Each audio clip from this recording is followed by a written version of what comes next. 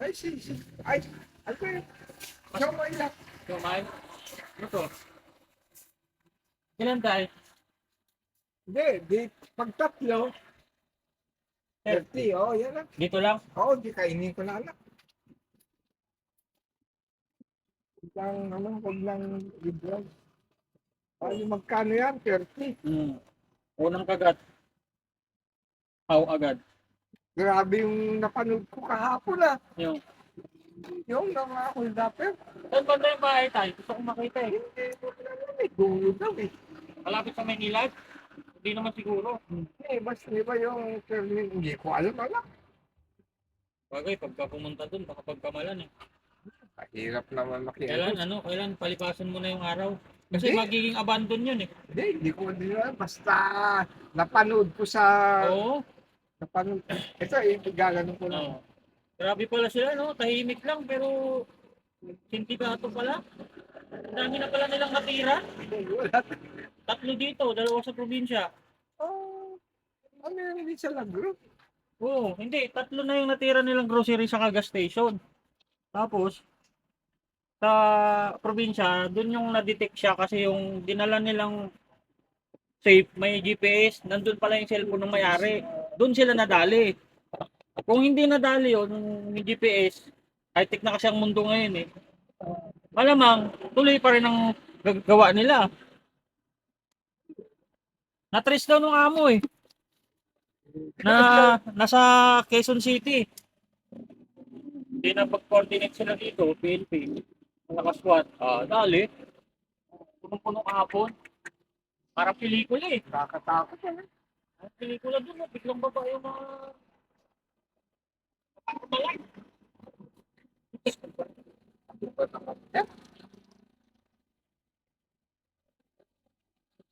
Kaya sabi, yung ano ka na yun. Nakakaalam mo yun. Anak eh. Kahit kayo, hindi wala kang idea na may ganun pala. No? Yung na 3 years na daw sila umuupo pala dyan. Oo. 3 years. Daw, sabi nila. Sa 3 years na yun, baka marami na yun. Pero dito, hindi naman sila gumagawa. Oo. Pero kahit lang. Ang huling tinira nila sa professional. Yun yung paglipat nila dito. Siyempre, siguro.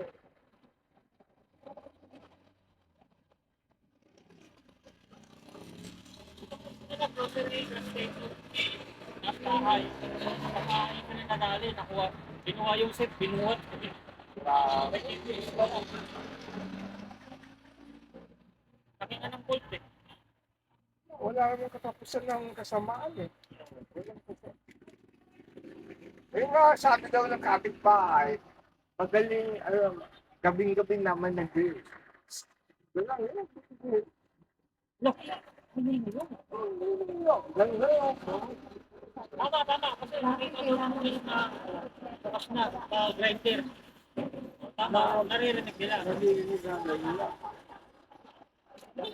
Yung gabi-gabi, ating gabi lang, nagagawa ng pangsa.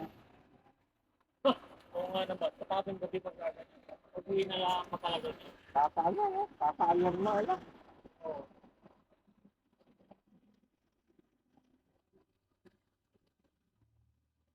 Kaya lang po yung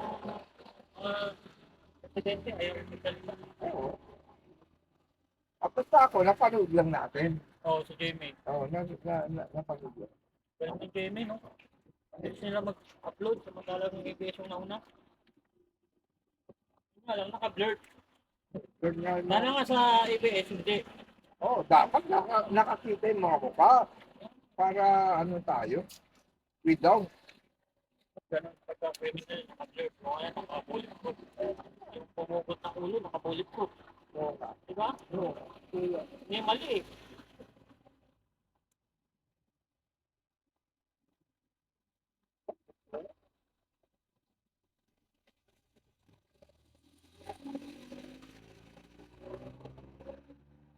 Hindi naman na balita sa Lagro, no? Matagal ko dito. Ngayon nga lang, Diba? may mga anak, ewan ko ba't. Sabi pa ng reporter, sa Lagro. Buong buo yung Lagro eh. Oo. Galing ng reporter ah.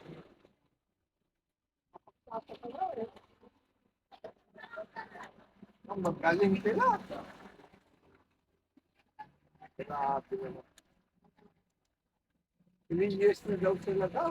Ayan, balik ka.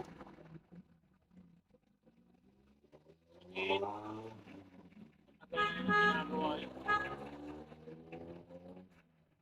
Malalaman naman yan, matutrace naman yan. Kasi may strategy yung paggawa nila eh.